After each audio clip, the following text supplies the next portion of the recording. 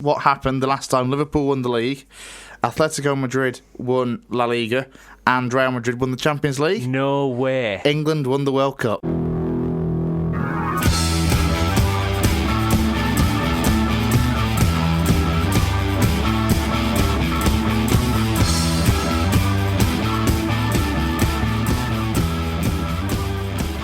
Hello and welcome to the Route 1 Show, the football broadcast bringing you all the latest football action from West Yorkshire and beyond.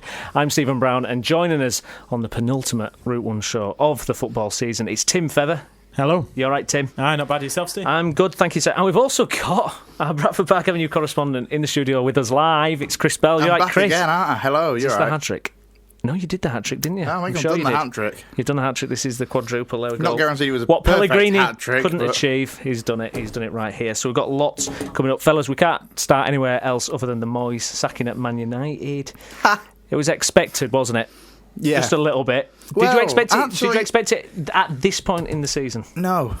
So actually, when I say it was expected, it probably Same wasn't. I've kind of just I've done the quickest U-turn of opinion ever. Because for me, this is not, if you were going to sack him, Yes. there's been bad results all through the season, why now? Yeah. When you think that actually I wasn't expecting them to sack him, quite frankly. I thought they'd at least give him 18 months, to give him, after such a failed transfer window last summer, just the one signing in January.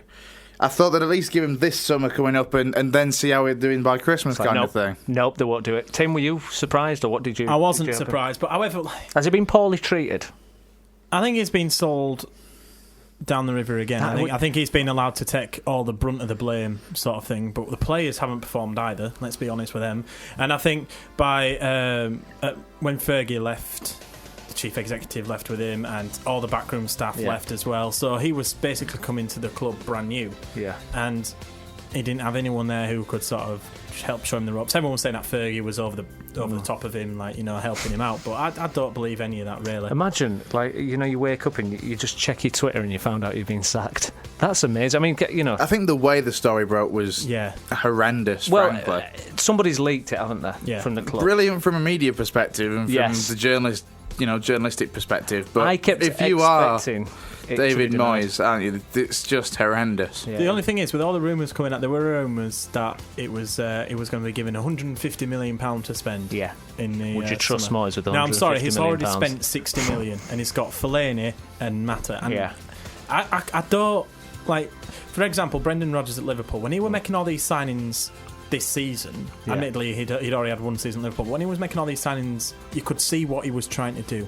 Yeah. Moyes signing Fellaini and Matt, I don't know what he's actually trying to just sign someone. Who can I get? I've got 30 million. I won't trust him with a tenner down at Fish Shop, to be honest. Never mind £150 million. But isn't Brendan Rodgers a good example, Chris?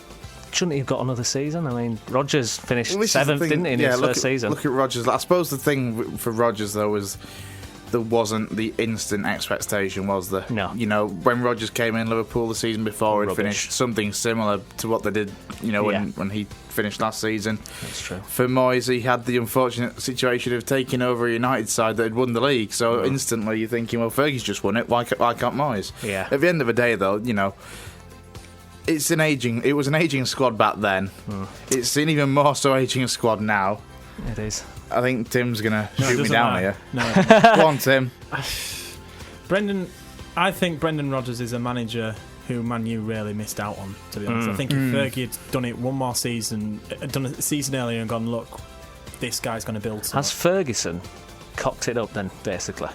It's his fault. He was the one who pressed on for Moyes, in wasn't all fairness, he's Scottish and angry. I think therefore what he did was he he bigged it up, didn't he, too much? I mean, in no other job situation would you retire and have such a massive impact on who's going to take over from you. Exactly. It's bizarre, isn't it? It's insane. That whole situation was quite insane, especially when he came out and said, no, you need to stick by your new manager. I know. And all that kind of thing. And it's like, well, it's not really your choice, is it, What really grated me was all this talk of, but Man United are not a club that sack managers. Well, we don't know that, do we? We don't know. We had Ferguson. Before that, it was completely different owners of the club, directors. You can't say that. You can't say that, So they've been knocked off the perch in more ways than one, haven't they? And they're going to have to answer to the LMA as well, aren't they, and how they've treated Moyes. Elsewhere, Champions League football this week. Did you fellas see it? Or I didn't actually see the games. I didn't need to. Alex, our old buddy on the podcast, he just texted me saying it's dreadful. I wish I was working too. Two not great games. What do we think? Clever games. Mourinho at Madrid, he went there and it basically Atletico Madrid, this is places where Barcelona and Real Madrid have struggled to play. Top teams in Europe have struggled to play, and he's gone there and he's kept them at 0 goals. Admittedly, he didn't get the away goal that he wanted.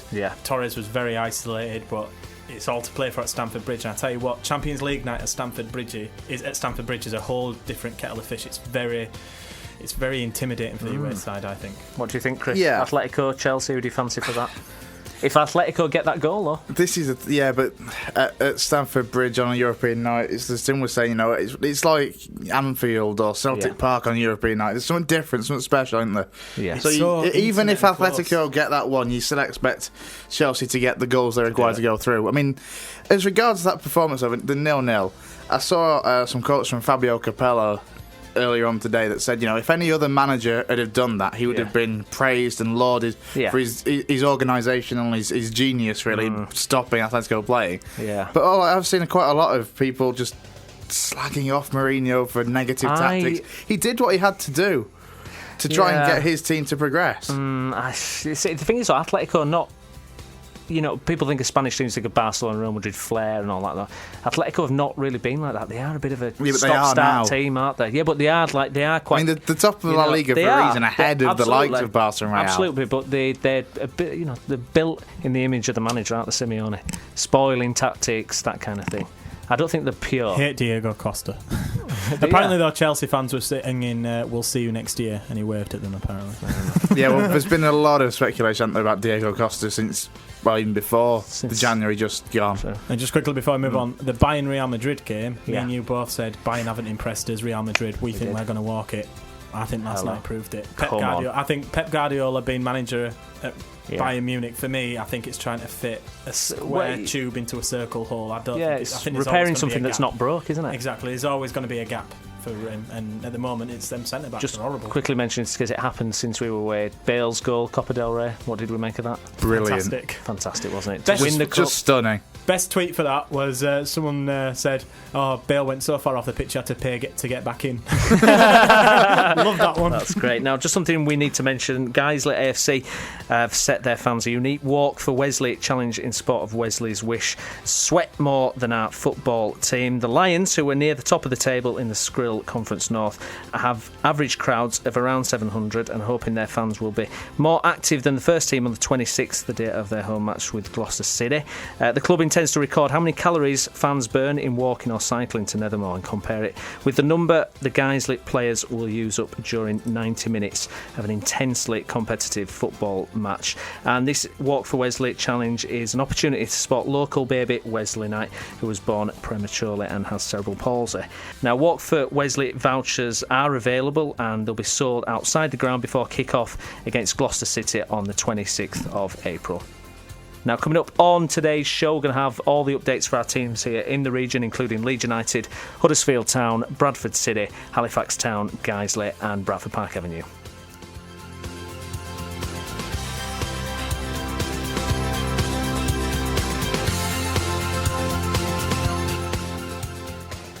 We're having a look at Guiseley now, and joining us on the line is our Guiseley correspondent. It's Colin Robertson. Hi, Colin.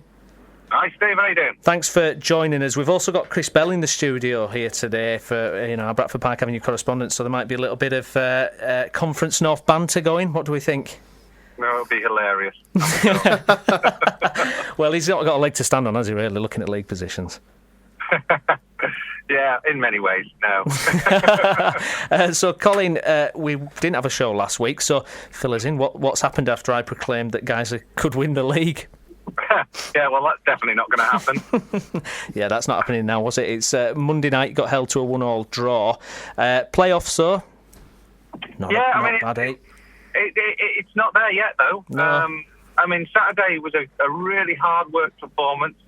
We faced a resilient Colwyn Bay side. Frank Sinclair, the manager there, always gets his teams well organised, well disciplined.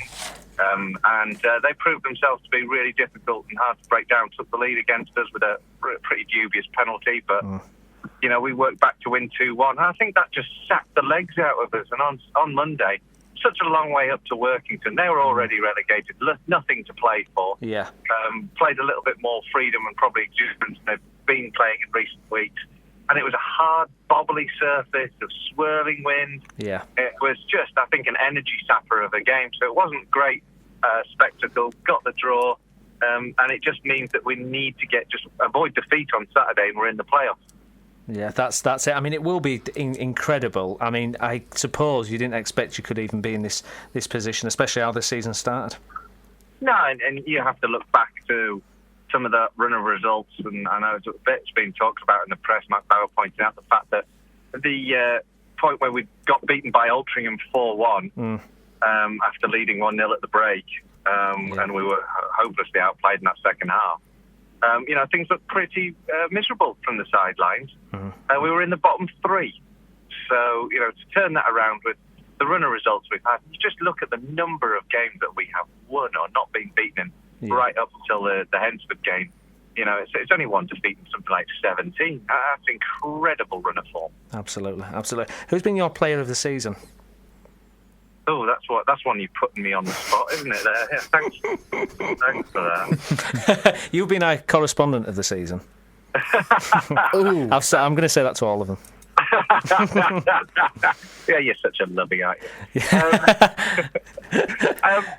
I think it's difficult because there's been so many very important. The different positions have been very important to us at key points. And I'm not going to answer your question, actually, in terms because I can't really pick one. No. I would say, though, the key players for me, though, in this spell, we had a real upturn for me when Danny Ellis got back into the side. He's been absolutely magnificent centre-half. Stephen Trench, as ever, has been incredible in goal. You should have seen the save he pulled off on Saturday. There's one of those, in amongst all of the morass of information about playoffs, etc., he pulled off this save, which was just absolutely world-class for me. A point blank, arm up in the air, strong arm to push the ball over the crossbar. Brilliant save. And he's been like that throughout the season. And of course, the man who really changed things around has been Danny Boschel, understated player. Just helps the rest of the side keep the ball ticking over. And has been commanding. And of course, we've had some great goals from Alex Johnson as well. So. I just think it's really difficult to just do that one player of the season because there's been so many players. We've not had a runaway goal scorer this year. I mean, I had a boy as well. He's been scoring for fun in the latter part of the season. You can't pick out one of them, and it's been a real sort of balanced team effort. And I actually think that reflects quite a lot about the strength of this side this year. Absolutely. So, Colin, Gloucester up next. How do you see that one going? I tell you what's nail-biting. Going to be absolutely nail-biting on Saturday, and it shouldn't be. I mean, you've got to have plenty of faith in this team to avoid defeat. They've only been beaten once in 17, but it never works out like that, does it? No.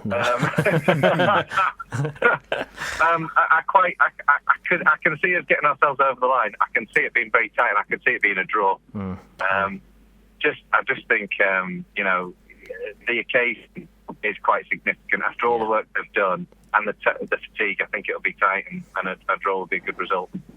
Will Matt Bauer set out to not get defeated, or do you think he'll go out and try and win the game just in case something does happen if Gloucester get a goal or anything? I suspect he'll just have us attack and try and put the game or try and get the players to play the normal style of football, which is passing, trying to carve out chances on the deck.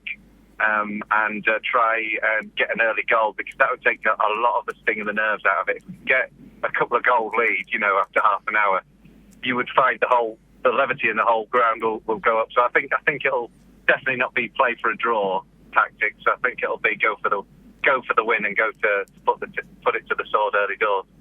And if worse comes to the worst and Guiseley don't get in the playoffs, will this season be seen as a failure, or will it just have to be looked at within the circumstances that you were in the bottom 3 near the start of the season, and now you would have finished a place out of the playoffs? I'll tell you what, we're used to bitter defeat. If you think following England in a major tournament, right? It's on 1990 or 96, you know, when we were actually good and had a chance of winning them. That's what it's been like, guys, in Conference North. So I think we're already geared up for valiant failure in some respect. You know, I think given the context, the tumultuous start we had to the year, the defeats, the loss of the change of the manager, the 5 straight defeats, the turnaround has been considerable, and I think it will give us a real boost for next season, whatever happens now. That we've made that change round, because it has been a really impressive change round in form, and the team looks in a good shape. So hopefully we'll keep a lot of that together, whatever division we're in. And you know, even if we don't get up there this season, I think it's been a tremendous achievement even to be in contention. Fantastic. We should also mention, Colin, we mentioned it in the introduction, but also the Walk for Wesley challenge in support of Wesley's Wish, and people, they can get vouchers before the kick-off against Gloucester, can't they, on Saturday, so they can still contribute. Yeah, it's an absolutely superb cause, this. Guiseley Lions are going to be selling tickets outside the turnstile. It's a £5 voucher. You'll get a couple of quid off your entry fee. You'll get a free snack, and you'll get an entry into a draw for your £5. So, you know, every penny will go to the Wesley's Wish Fund. A little boy needs an operation to restore his mobility. So a really cracking cause. The half-time special prize draw is just an unbelievable prize. It's a chance to play at a professional football ground and have an opportunity to experience life as a professional footballer. Wow. For an afternoon, playing with some legends of the game as well. So I've just got the confirmation of that through this morning, and I know what the ground it is and everything. So I'm really quite excited for the prize winner there, who will get that. It's going to be absolutely superb. But you're not allowed to tell us the details yet. I'm not. I'm going to hold my powder dry, as they say, until the day. Very good, lovely. Colin, pleasure to speak to you. Thanks for joining us. Guiseley, we've heard from Colin there. I mean, what do you think? I mean, they're going to do it, aren't they? Surely. Yeah, they should do. However, you know, I said that they'd pick up 3 points against Workington on Monday, and obviously that didn't quite happen. Now, you just think with the occasion and the fact that, you know, they will expect Boston to pick up 3 points as well, and of course that puts the added pressure onto Guiseley that they must get a result then. You expect the Guiseley to go out and deliver, frankly, and I think they will. You know, they've got enough quality in that side to be able to handle the pressure, enough experience in the side to handle the pressure. And the other thing as well, Gloucester, not a particularly good side in all honesty. No. Tim? Yep, should be able to do it, hopefully. Just to, I think they'll definitely be able to avoid defeat, like Colin said there. Fantastic.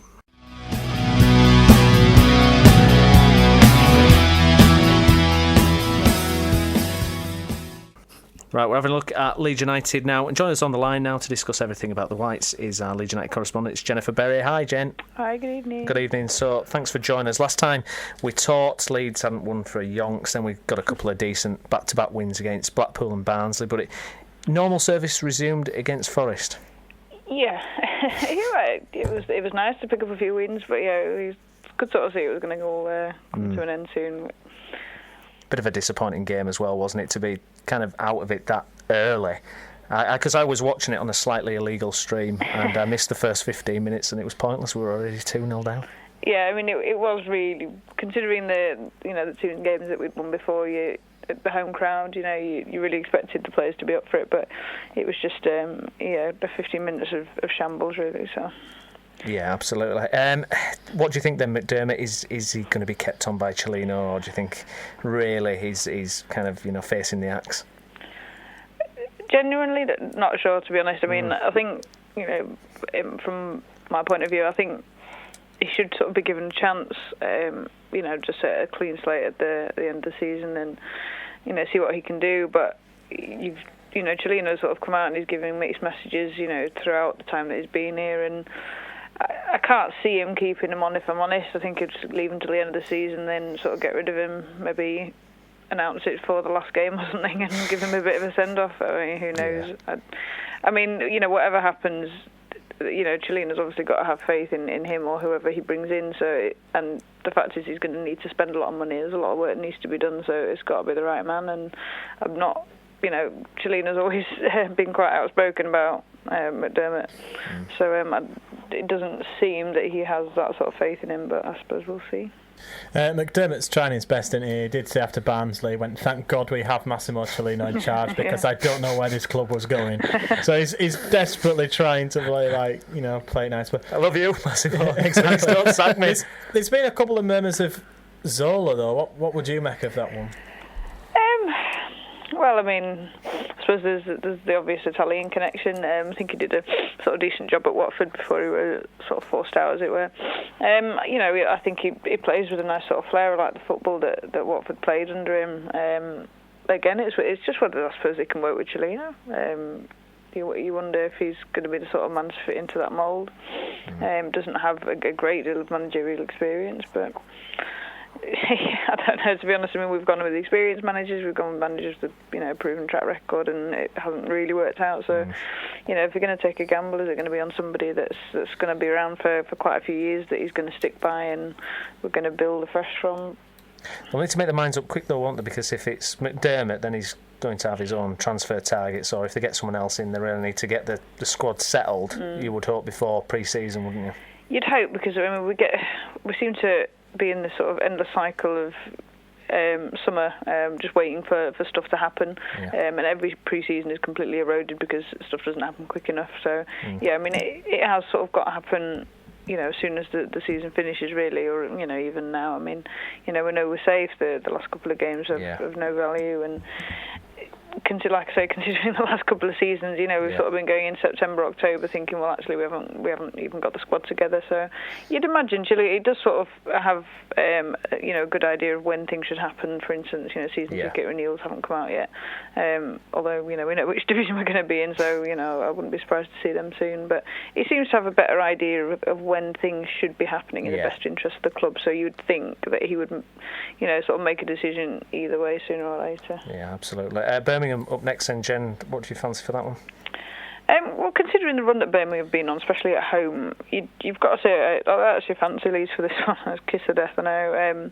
But yeah, just with them being away from home, we seem to have just a little bit of the pressure off. I think the players, to be honest, they look a bit sick of playing at Ellen Road at the minute. It's just, it can start reasonably well, but as soon as keep coming back to the keeper or concede possession, and the groans and the boos, and sort of certain substitutions that are made and players are jeered off. I think they're probably a bit sick of it, really, and that weight that's lifted off them when they're playing away from home. And like I say, with Birmingham, they could still theoretically be relegated. I think we'd be up for it. I think we could cause them some trouble.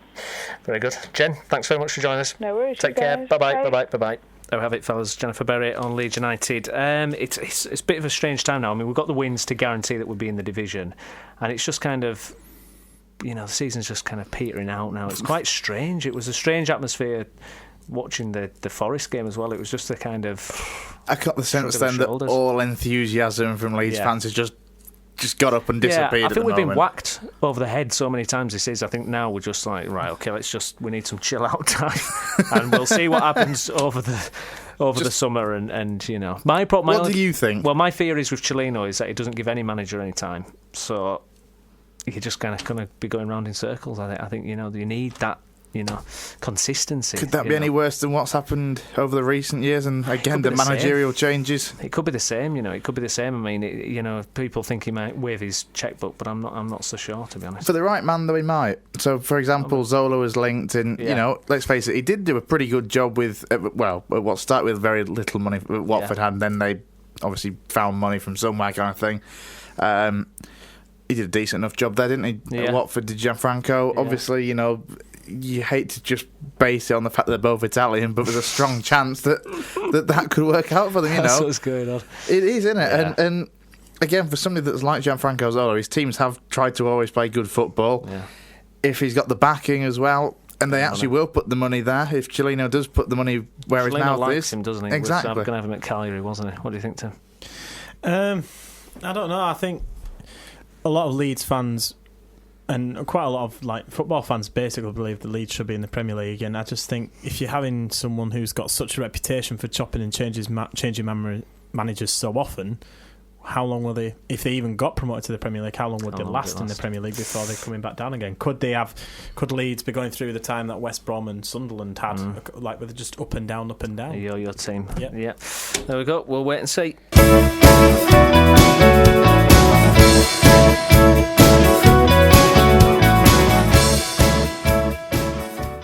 Now, on Saturday, I was looking at the games and I was following the Huddersfield Town game closely because there was a big danger that they were going to get sucked into those relegation places. And on the line now to discuss everything to do with the Terriers is the Huddersfield Examiner's Doug Thompson. Hi, Doug. Hi, how are you doing? I'm good, thank you. Thanks for joining us. So, Doug, what a massive relief to get that win against Yeovil after what's been an absolutely horrendous run. Yeah, it was really, yeah. I mean, it's been a long time coming. We were always sort of reasonably comfortable that, they just had enough points not to be in sort of serious danger. But, there is always that chance of getting sucked into it, which, happened quite a number of years ago with Town when they went down for the Championship. So you're never totally comfortable, but certainly now that win at Yeovil just made it safe, yeah. Yeah, it was an unbelievably bad run, wasn't it? And a lot of questions asked about Mark Robins, even though it started off, he's popular and the style of football and everything. But he will stay in the job now. There's no risk of him going, would you say? No, I'm pretty sure. I mean, I think, to be honest, they would have stuck with him in any case. Like I said, I don't think there was I think it would have been an exceptional sort of set of circumstances to drag them into it. But like you say, it wasn't a good run. It went on far too long. Confidence certainly seemed to get sapped a little bit, and the crowd got edgy, and that's never good when that happens. And it can't go on forever, clearly. So it was a relief to everybody when that win came along on Monday. Yeah. If they had a poor start next season, though, could you see Town making a change possibly? Well, possibly. You never say never. Obviously, it's a results-driven business, and you can only go so long. I mean, it's critical that Town stay in the Championship. Clearly, part of the whole sort of model of moving forward. It's crucial that they push in. Not just fighting relegation, but pushing for the edge of the playoffs really within a couple of years. So I think he'd be the first to admit that any situation these days, if you're not getting the results, you become you're under pressure straight away really.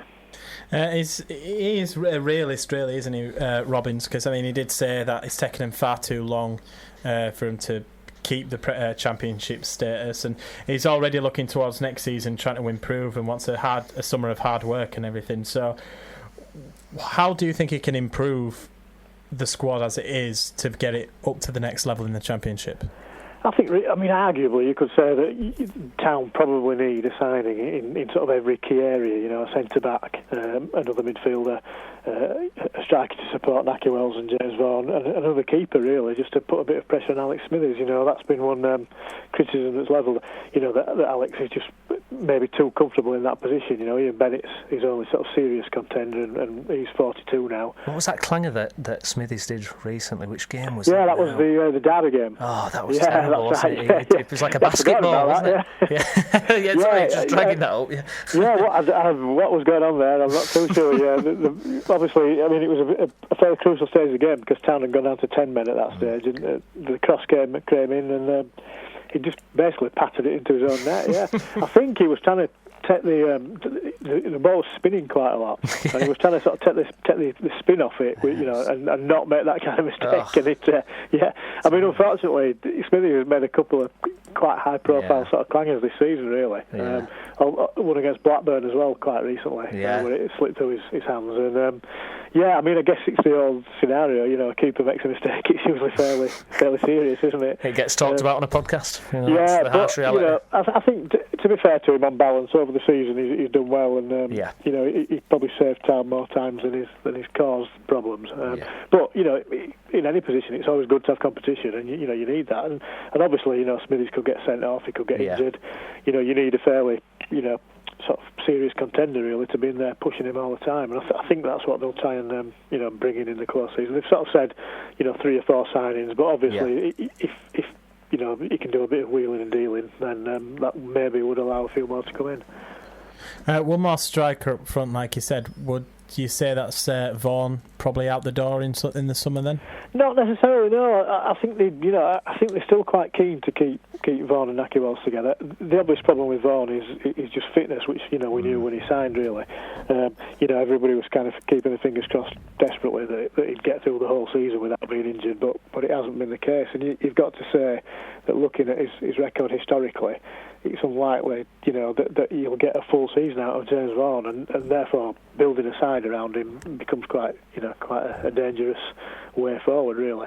I mean, I guess really that's why he ended up joining Town. That Premier League clubs went in for him because of his fitness record. If he'd been fitter more consistently, I think he'd be playing up in the Premier League. What is it he actually struggles with? Really, he tends to struggle with sort of hamstring, knee, calf type problems. A lot of the way that James Vaughan plays, if you watch him, it's very sort of explosive and he stretches a lot. He goes into challenges really that he probably has no right to win, and sometimes wins them. And his game's based on sort of power and quick acceleration really. And unfortunately, he just seems to have that sort of body that's susceptible to niggly injuries really, and then in a lot of cases a little niggle becomes a more serious one because he keeps playing. Maybe he doesn't sort of admit to it. I think he's the kind of lad that desperately wants to play football, and when he's fit and healthy, he's a different sort of character altogether. And maybe he's his own worst enemy in the sense that he feels a little niggle, he doesn't admit to it, he tells himself he's okay, and it gets worse as a result of it.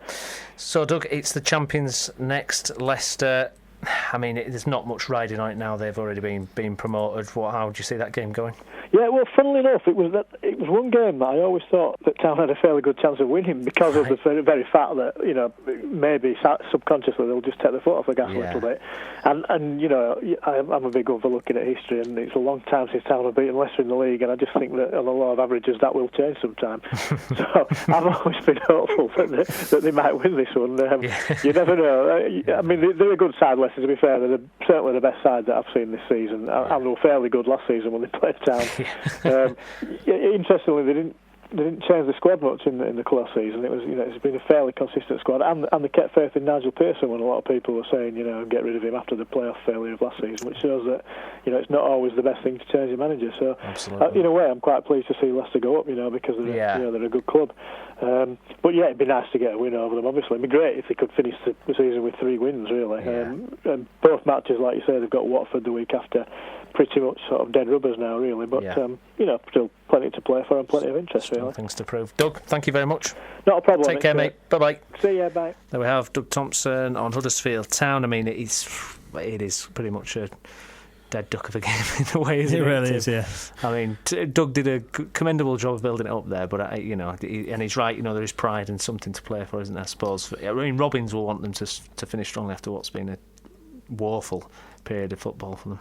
Of course he will, and it's also maybe a way of Robins to gauge where his team's at in comparison to the team that's finished top. I mean, there's no better team to play than the best team that you possibly can, and some players should, I still think, playing for a contract next year and play for a place at Huddersfield. Absolutely. Fit Vaughan and Wells firing. That's quite exciting prospect, isn't it, Chris? It is. As Doug said, it's the fitness thing for James Vaughan, isn't it? Getting fit, he'll score plenty of goals, but he probably misses just as many games as he plays in at the moment with his injury record. He needs a big pre-season behind him of not necessarily playing games, but just working on his fitness and strengthening his problems, his hamstrings, whatever. And he's still young, isn't he? So it's what is he now? About 24, maybe. Yeah. So he's still, you would think, got time, hasn't he? It's just worrying, I suppose, from his point of view that he's having such injury problems at such a young age, isn't it? Especially as a striker, Once you start as well, it's hard to get out that run, isn't it?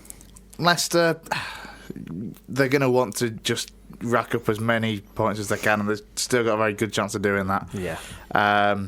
It's going to be a close one, I think, but I think Leicester are just going to try and they just got the impetus of. At the moment, they don't look like being stopped, do they? No. Whenever they go into a game, they just look like they're going to win it, regardless of whoever they're playing, whatever they're playing. Absolutely. You're listening to the Route 1 show, covering football in West Yorkshire and beyond. Okay, we're having a look at League One now, and Bradford City. Tim, we haven't had a show for a couple of weeks. Fill us in. What's happened with City these last couple of weeks? The last time we spoke, it was a daunting prospect of playing Rotherham United at the New York Stadium and in front of the Sky cameras. Fantastic performance. You know, some people consider a 0-0. I actually Snapchatted my friend going a happy City fan, and he went with a 0-0 draw. I was like, considering we lost the last 6. Yeah. Yes. I mean, we didn't. Reach should have squared the ball across, and then instead would have probably buried that one. You'd have hoped. Then we had the 1-0 win over Peterborough, which was an absolute fantastic performance again. Even though they were down to 10 men, Peterborough made us work for the 1-0. So that was a great one. But then we suffered the 1-0 loss to Swindon on Monday. So Bradford City have had a big say in the playoffs in League One at this moment. They have indeed. Well, we're going to hear from Stephen Darby now. He's been chatting with our very own Pete Chapman. Yeah, obviously it was a relief. Obviously you want to get to that point as quickly as possible. We don't really want to be going into the last few games, with that pressure on. So now we can obviously look forward to the game against Crawley at home. But obviously we still want to finish the season strongly. Is there a difficulty now in motivating yourself to get up for those games when there isn't anything on them? No, not at all. There's we've got two good games. We've got obviously the last home game against Crawley, so it's up to us to put on a performance for ourselves and for the fans. There's a lot of us here as well who are out of contract, so a lot of players will all be playing for contracts as well. So I don't think it's hard to motivate yourself. And you mentioned the fans there. I mean, they've been fantastic, particularly at home, and the away following's been amazing all season as well. Yeah, they have. As I said, the fans have been fantastic, home and away. They've been our 12th man in games, and they've been brilliant all season. So we're going to the last home game against Crawley, and hopefully we can get a result and a performance for them. And talking to the fans, you'd be the choice for many of them for Player of the Season. That must make you quite proud. Yeah, well, obviously, every player, all we want to do is go out there and give 100% for the team and for the fans, and I think that's what this group of lads is all about. You see week in, week out, the lads giving 100% and working together as a team, and as long as you do that, then you won't go far wrong. It's something that you do notice watching Bradford, that there is a real camaraderie amongst the squad, which is crucial really in the modern game. Yeah, it is. It's massive. As I said, there's a real camaraderie and team spirit. So we've had that last season. We've a couple of players left in this season as well. A couple of players come in, so we've done well to keep that team spirit and keep it going. And I say it's vital throughout the season. As you said, several players, including yourself, playing for contract. Somewhere you want to stay is Bradford City? Yeah, definitely.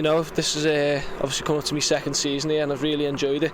I said before, the fans have been fantastic. Great group of lads, and I've really enjoyed the 2 years that I've had here. There we go, that's Bradford City's Stephen Darby, and on the phone now, you heard him on that clip, is our very own Pete Chapman. Hi Pete. Hi Stephen. Thanks for joining us. So we were just chatting with Tim, getting the latest. Since we last spoke, good draw against a difficult team in Rotherham, and then a cracking win against Peterborough, but then a loss against Swindon. Does that kind of sum up the form of the season? I think it probably does, yeah. I mean, you have to say that the Peterborough game is one of the best I've seen at Valley Parade in a long time. The team were fantastic, and fitting in his last home game for the team that Adam Reach was undoubtedly the star, and a great goal from a free kick as well. Yeah, exactly. Pete, a couple of questions on as we do look to next season. First one's Adam Reach. Parky said something that in the paper earlier saying that he's not quite out of reach, so a little fun there from Parky. Do you think we can get someone like him in again, and can we keep Stephen Darby? Well, I think I can probably hint at both of those. We spoke to him today about it. He had a meeting today with Dave Baldwin, I think, and maybe I don't know if the chairman were there or not, but he's definitely got a board meeting next week. He's been sort of told that a lot of who he can get and who he can't get depends on season ticket sales and how much money they think they've got coming in, etc. There are strong hints that some players on the bigger wages will have to go. There have been comments made about some of them being on too high a wage and maybe not having put the effort in from some people, but no names or anything. He's quite, I wouldn't say very, but quite confident that maybe Middlesbrough would rather have Adam Reach playing than sitting in their reserves again, or not quite, because they're obviously going to build a side to get them into the Premiership, or try and get them into the Premiership. So maybe they'll think Adam Reach could go out on loan, or maybe even sell him. And I also think that there's certainly some players that he wants to get tied down onto new contracts. And I think Stephen Darby's got to be one of them. He's undoubtedly, I think, most people's player of the season. Crawley up next. Pete, what do we think there? Parky said he's looking for a good Peterborough-type performance. The truth is, and he said it himself, Peterborough was a very open game, and once they'd gone down to 10 men, it became even more open. There were still chances at both ends.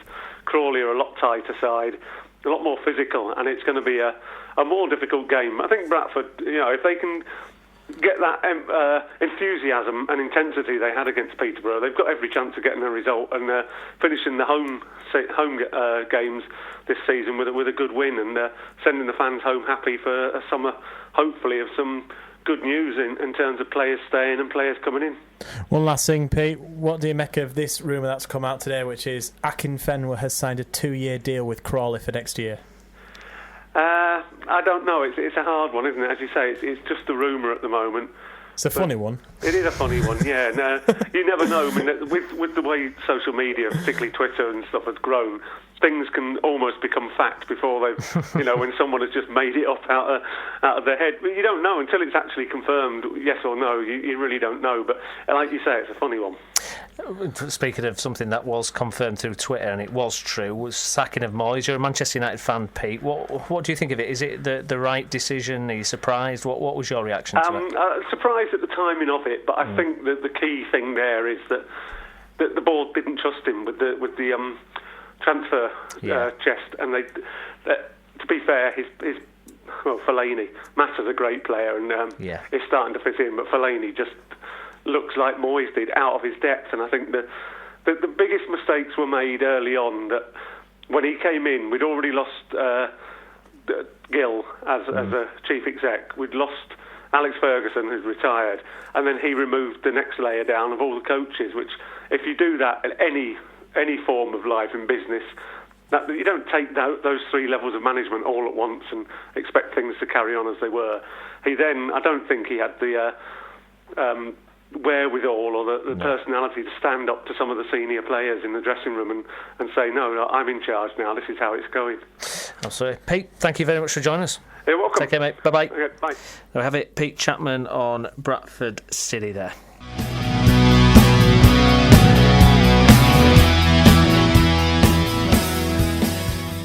OK, we're looking at Halifax Town now, and joining us on the line is a Halifax Town correspondent. It's Andrew Pinfield. Hi, Andrew. Evening, Steve. Thanks for joining us. So the fantastic form continued, and I was in the BCB studios covering the Bradford Bulls game, and I was checking the Southport result, and 2-1 loss. Have Halifax lost momentum at the wrong time going into the playoffs, do you think? I wouldn't necessarily say that. I mean, the run that we were on has been magnificent. Crazy, to concede the 1 goal in the 10 games. Yeah. And it might not be a bad thing, just losing a game prior to the playoffs, because the expectations can be so high. Yeah. That you could have said Halifax Town have won all the games and that they're the form team going into the playoffs. Yeah. The one thing that is a bit concerning might be just 1 or 2 injury knocks that we have picked up lately. Lee Gregory limped off with a calf injury on Monday at Southport, so he's a doubt for Saturday. But I think most Town supporters now are just anxious to come 7:30 on Saturday, with it being a late kick-off 5:30, to see who actually play in the playoffs, because it could be Gateshead, it could be Grimsby, it could be... Well, it's looking like one of those two on a 2-legged semi-final. So all Town fans are really... Although we're looking forward to the last game against Kidderminster, I think all eyes are focused towards next week when the 2-legged playoffs take place. What's been the atmosphere like amongst Halifax Town fans, and have you sensed a real buzz in this run that we've gone on? Yeah, it's been fantastic. We took 921 supporters to Southport, and it's a really big achievement what we have achieved this season. It's we keep banging on about being part-time and the budget at the club and one thing and another, and it's remarkable that we've even made the top 5. So it's been really a fantastic season for all the supporters in particular. We've had good seasons in the last 2 or 3 years, promotions, but nobody expected what we've seen this year. And the football's been good as well to cap it all off, so it's just been a tremendous season. Absolutely. Kidderminster up next. How do you see that one going, Andrew? Well, we thought that Kidderminster might come to this year with perhaps something to play for, but they can't make the playoffs. And it's got to be cagey, really. It's a question of, does Neil Aspin want to finish third? Will he rest Lee Gregory and one or two players that are carrying knocks? So I don't really know what to say about Saturday's game, because although it is the last game, like I say, everyone's looking forward to the week after. So I think Neil Aspin will be looking to win the game and finish third if we can, because that gives you home advantage in the second leg, which would be a week on Sunday. Talking about Lee Gregory, Andrew, he's a man that's got, almost 30 goals this season. I've been talking to one or two people, and we've both been saying, Lee Gregory, we expect he's a man that's going to be playing the Football League next season, whether it's with Halifax or without. What's your take on the future for Lee Gregory, you think, especially if they weren't to go through the playoffs? Yeah, I think the supporters, to be honest with you, are resigned to the fact of losing Gregory. There's been a lot of interest, and scouts have been flocking to the club. He's vying for the top scorer's position with Andre Gray at Luton. And even if we got promoted, I think it would take something special for him to stay with us in the second division, should we achieve the impossible and get promoted. I think Championship at tops is his level, but perhaps a Division 1 club who can come in with a few quid. But let's not forget, he's under contract with Halifax Town, so it's very much in our hands as to the offer that we accept if he does leave this year.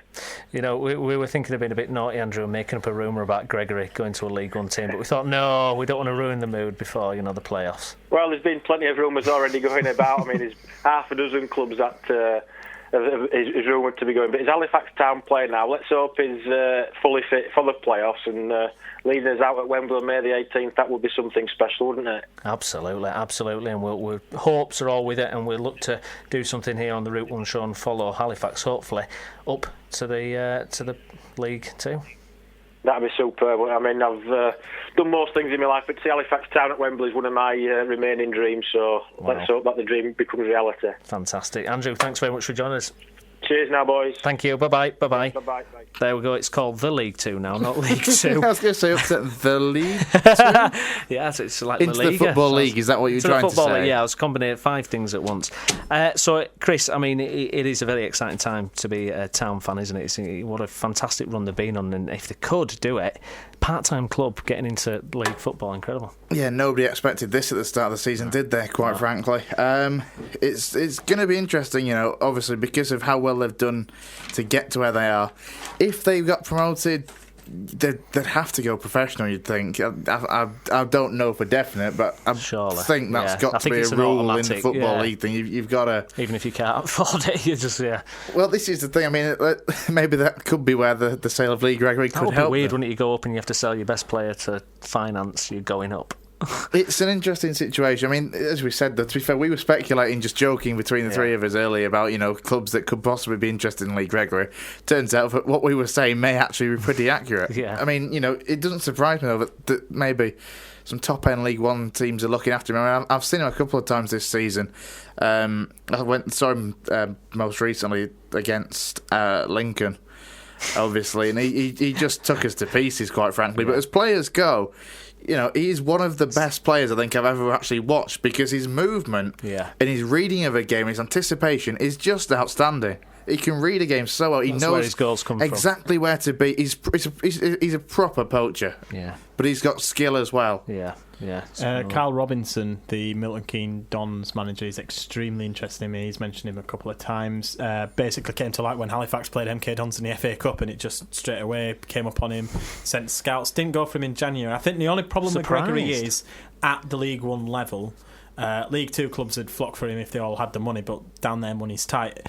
Is can he score like he does in Conference in League One? That's the big question, and that's what the punt would be on. So I think some teams just thought, we'll leave it in January, we'll see what happens in the summer. Similar situation though, maybe from when Nahki Wells went from Bradford to Huddersfield. Possibly, could he step it up at a higher level? And Nahki Wells isn't doing badly, is he? I think he has. I think Nahki Wells has gone to Huddersfield and just actually said, guys, I've been a Championship player all along. Yeah, absolutely. Just not had the team. Do you think Gregory, is there an issue with injuries with Gregory? Yes, there is, isn't it? He's been out. There's been a few times he's been out. Broke his arm or something? Yeah. He did something to his arm, didn't he? Yeah, absolutely.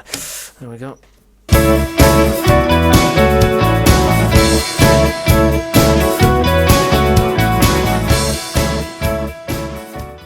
Right, we're having a look at Bradford Park Avenue now, and Well, he's been here all show. I've not gone anywhere. Chris Bell, you're here. You're live and you're real. I feel like it should still ring in. Yeah, in fact, you just go outside and just ring it in. We're not comfortable with this. So we haven't had a show for a couple of weeks. So fill us in what's happened these last couple of weeks, Chris. It's been a bit hit and miss at Park Avenue, really. Was going a bit inconsistent. Obviously, we're trounced by Brackley. Picked up a couple of wins. Obviously, last Saturday you were there, Tim. I was there in Barrow. 1-0 win over Barrow. Lovely drive. It is. It's a nice journey up. I've not had so much fun on a road since I played Gran Turismo. Followed up by Monday. Within the law, by the way. Within the law, yeah. We don't believe that for the slightest, Tim. I'd burn it in the car. Exactly. That's why I know it was nothing within the law.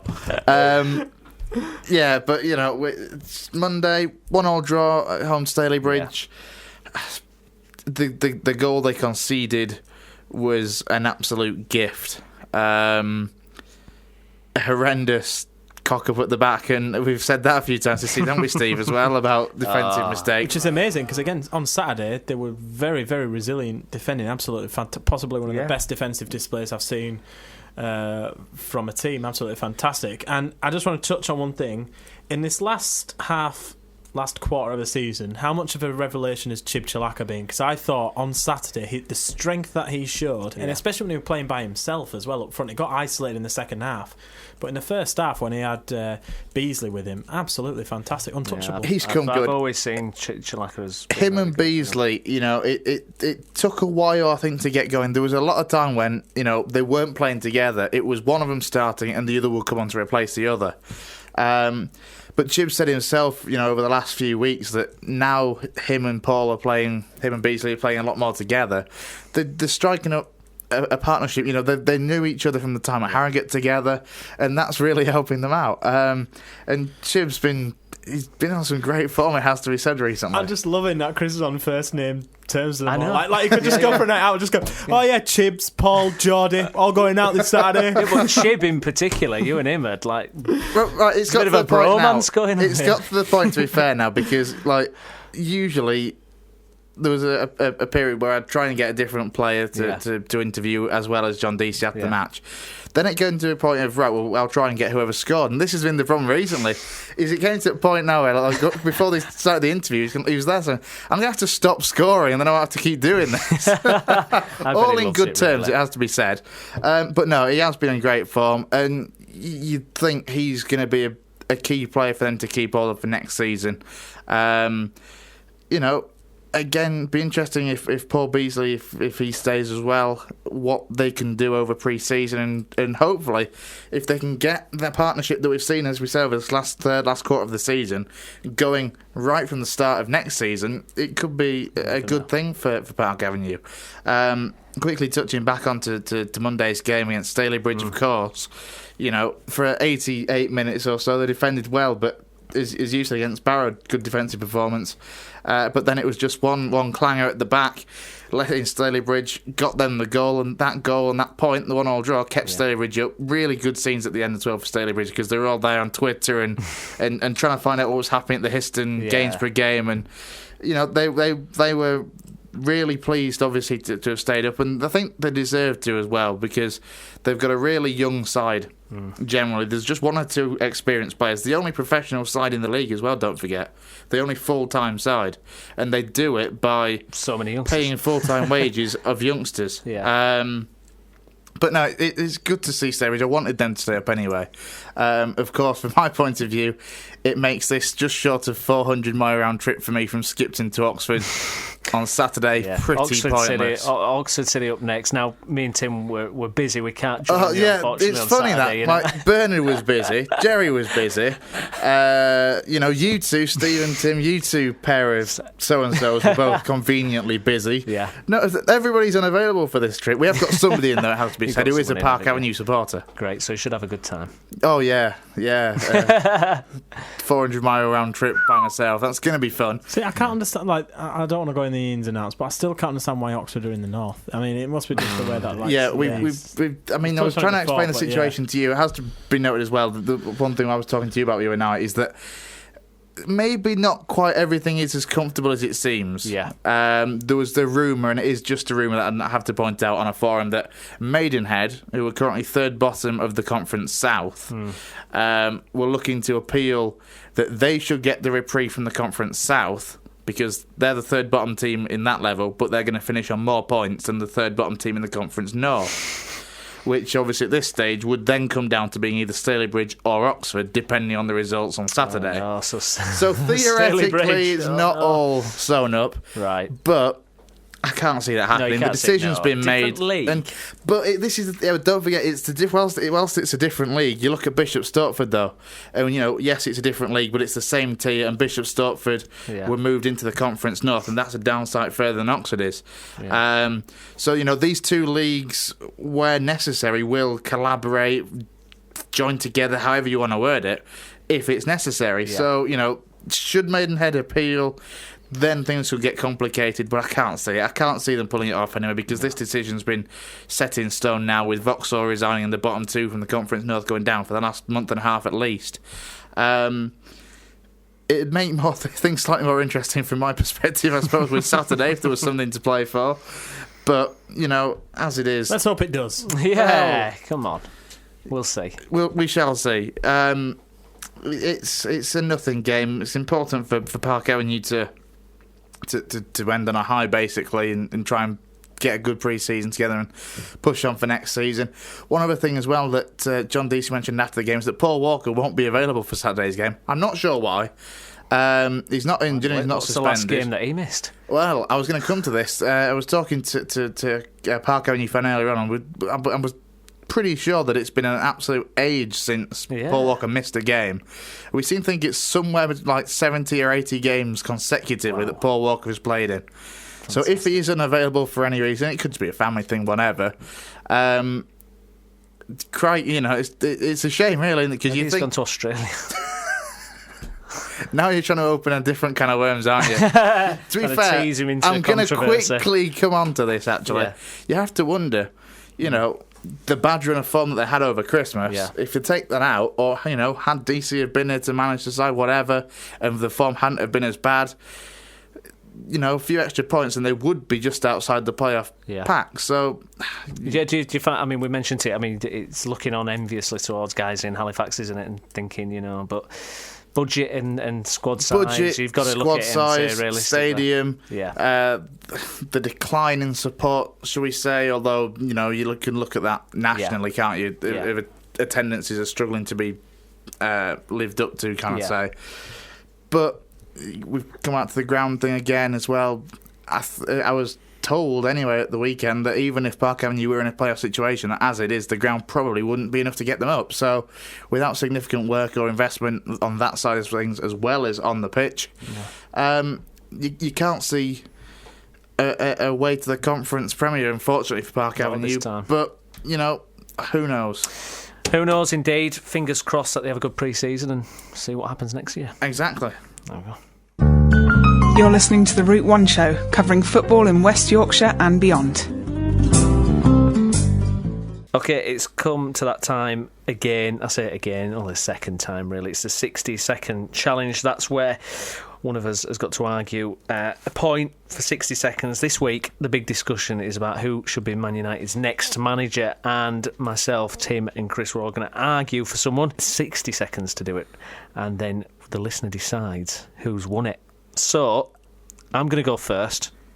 60 seconds arguing why Jurgen Klopp should be the next Manchester United, starting now. The reason why Jurgen Klopp should be the next Manchester United manager, obvious choice. Firstly, he's only 47 years of age. He's a perfect manager in terms of age. His reputation, Borussia Dortmund, he's brought massive success to Borussia Dortmund based on the Man United ways. Youth, bit of experience, continuity, homegrown players, it's all there. He's done it already. It's the next challenge for Jurgen Klopp. Better league, better team, Manchester United in the English Premiership. I think it's the perfect challenge for him to step up. I can't see any reason why Jurgen Klopp can't be, or shouldn't be, the next Manchester United manager. Age is perfect age. He's got the experience. He's won things with Dortmund. He's Genius. Who else could have done this with Dortmund? Who were Dortmund? And they were playing in the Champions League final just last year. Imagine what he could do at Manchester United with the budget, 200 million to spend. Think of the players he's brought in at Dortmund on the cheap. Lewandowski. He brought through Götze from the youth academy. There we go. Well, thank God that's up. God, I was struggling then, I tell you. That was difficult. I had all these points, and then when it came to it, my only argument seemed to be... He's only 47! Turn the timer off! He's young! Tim is arguing for Neil Lennon to be the next Manchester United manager. Going 5, 4, 3, 2, 1. How old's Jurgen Klopp? 47. 42 for Neil Lennon, that's all I'm going to say. Right, he's got... you look at the... Fergie said that he's going to still have some impetus into who the next manager's going to be. He has strong Scottish ties. One of the top Scottish managers at the moment, I know it's Northern Irish, but one of the top managers in Scotland, is Neil Lennon. He's got a win rate of 69.96%. Admittedly, it's in the Scottish Premier League. However, he has a lot more Champions League experience than David Moyes had. He got Celtic to the round of 16, which is the furthest Celtic have ever been, ever. And I just personally believe that it would actually be a good fit. Man U don't care about managers being liked. Let's face it, they stuck for 25 years with Alex Ferguson. Not many people like Alex Ferguson. If anything, more people love to hate him. Neil Lennon, you looked at Fergie's record before he went to Manchester United, won everything he possibly could with Aberdeen. This is the next best thing for... I purely believe it has to be a British manager to get through, to just keep that Britishness. There we go. He's 100 to 50 to 1, mate. You know that? 150 to 1. I'm surprised. Put a quid on it. I saw him. He fact sheeted me. He had the facts. He had the win percentage. Oh dear. He's done me. Chris, who are you going for? I'm going to go... I'm going to surprise you. All right. Oh, okay. All right. We've got a surprise choice from Chris Bell. I'll count you down. We'll get that music going. Right, Chris, 5, 4, 3, 2, 1. I think the only way to bring back the success of Sir Alex Ferguson is to bring back Sir Alex Ferguson. He said he's going to have a big influence in who he replaces. He's going to bring himself back. He seems to have that much power, doesn't he? He's only 50 to 1. And who else is going to get that squad of players? His squad of players, really. Firing again. It's going to be Sir Alex Ferguson, isn't it? He's the obvious choice. The directors will clearly be there. How are we going to get out of this mess? Let's bring back Superman. Alex Ferguson. It's better than the option of Neil Lennon. Neil managing in the Tim Potts SPL League Lennon. Oh, dear. Some racism there. It's still got 20 seconds, Chris. No, you're taking the mic out of you. 20 seconds. To be fair, because if Fergie came back, he can build his backroom staff with the likes of Giggs, Scholes, Phil Neville, who Moisey did a favour and brought back for him. He's got the whole class of 92 there, pretty much. Just bring back the dream team, bring back Sir Alex Ferguson, so I can continue to hate Manchester United just as much as I do now. Very good. There we go. Alex Ferguson. Wow. Yeah. Wow, indeed. Even I didn't see myself come out with that one. I predicted on this podcast that Moyes will be sacked by Christmas and Ferguson will be reinstalled in January. Ooh, so you're only a couple of months out, possibly. Only a few months out. So...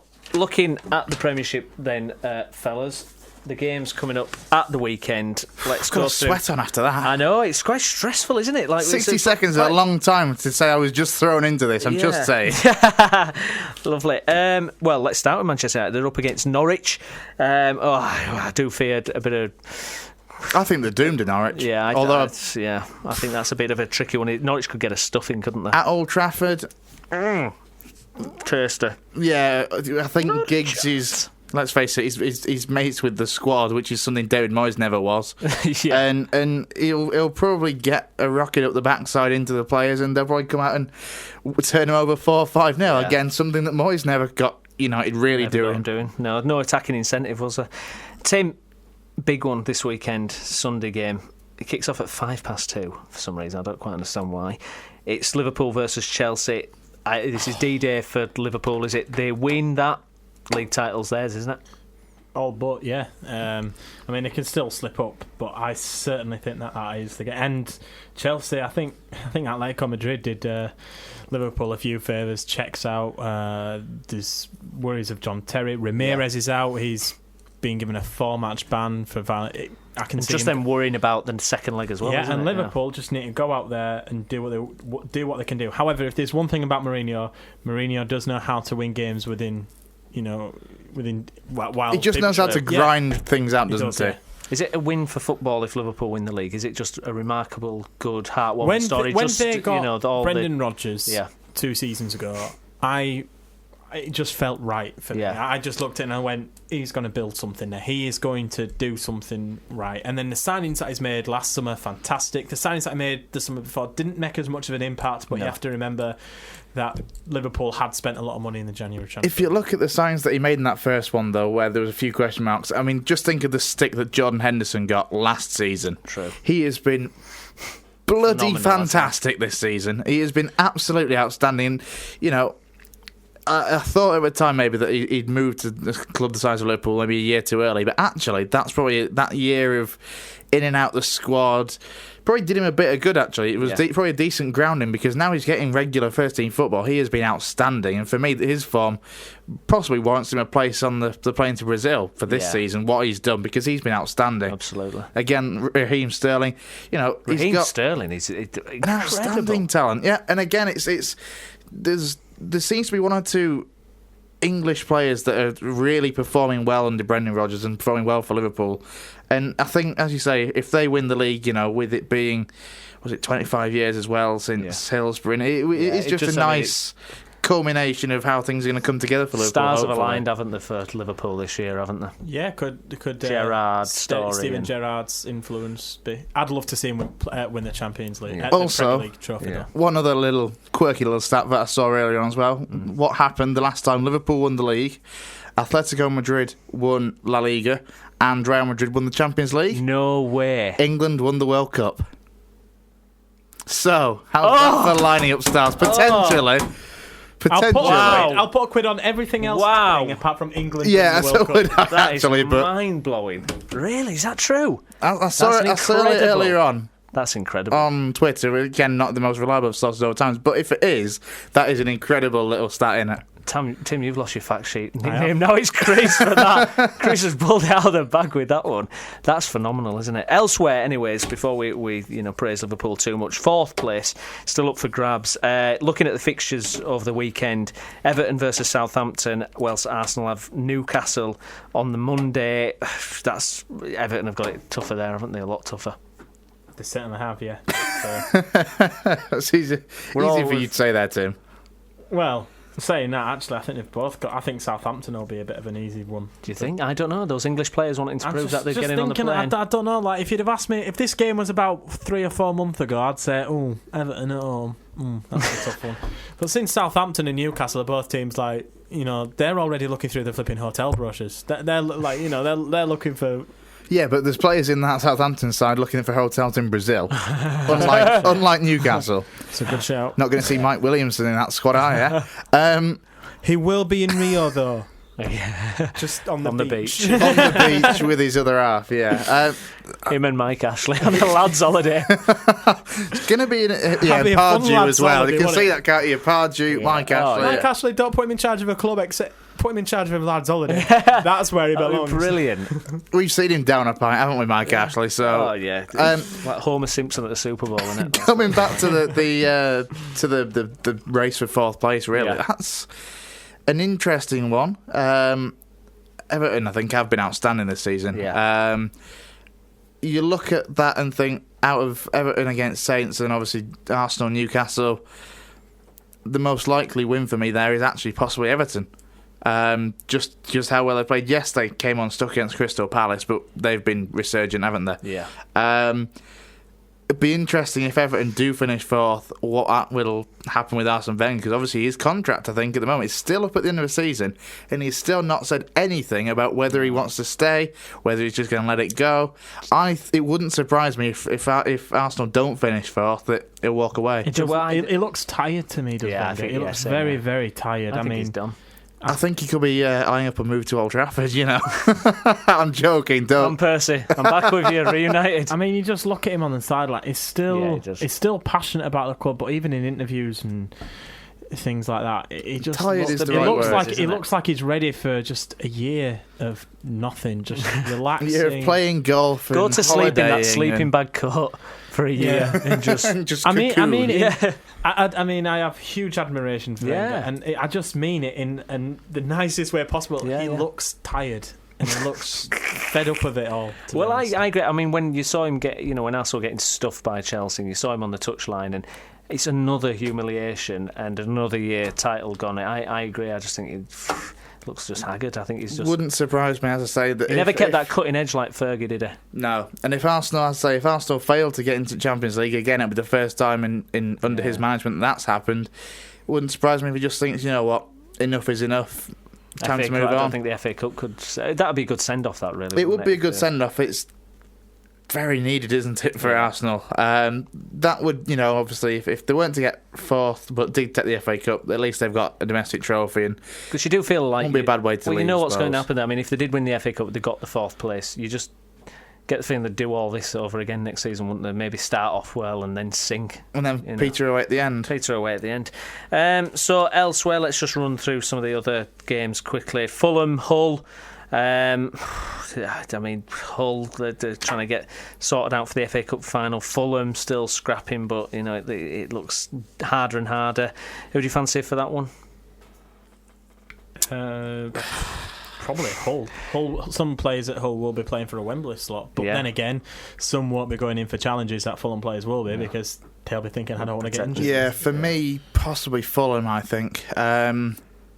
They've looked better under Felix Magath, as we said. I think Fulham, because Hull players will, whilst they will want to try and get a team that just won't want to risk anything, quite frankly, and you can't really blame them for them, Hull in the FA Cup final. No.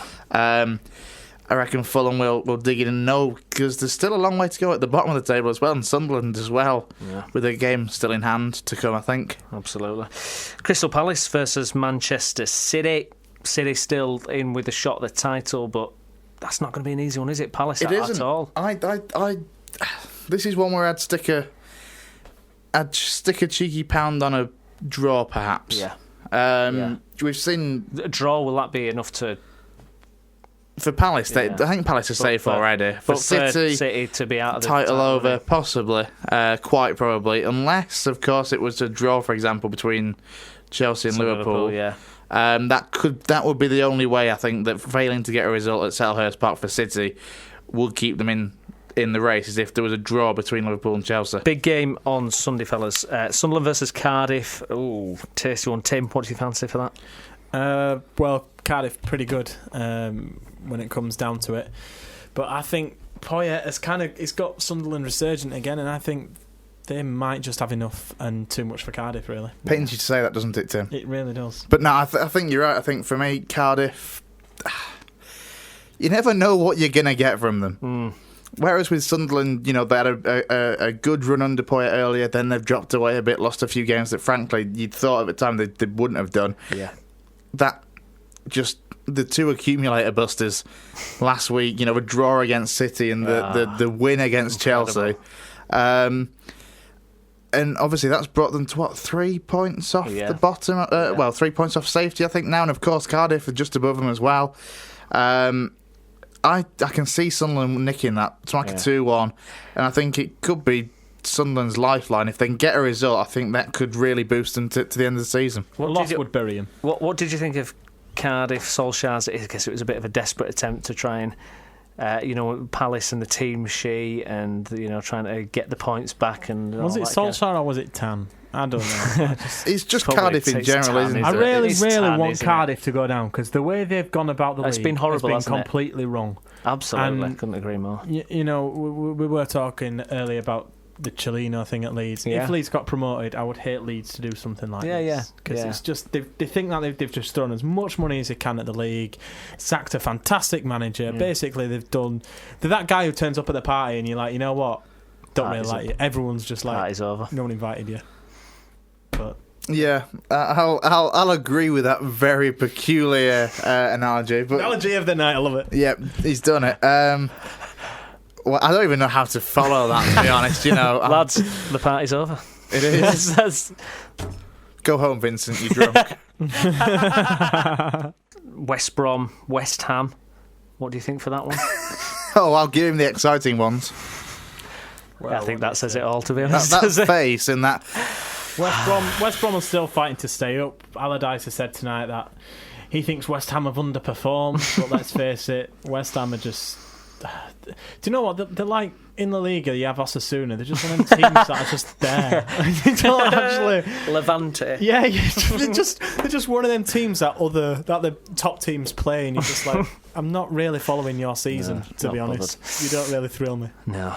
Well, that's it for this week's episode of the Route 1 Show. Thanks very much for listening. I've been Stephen Brown. With me for this episode has been Tim Feather. Thank you, Tim. Thank you. And Chris Bell. Thank you very much for joining us. No problem. Thank you, mate. Take care. Bye-bye.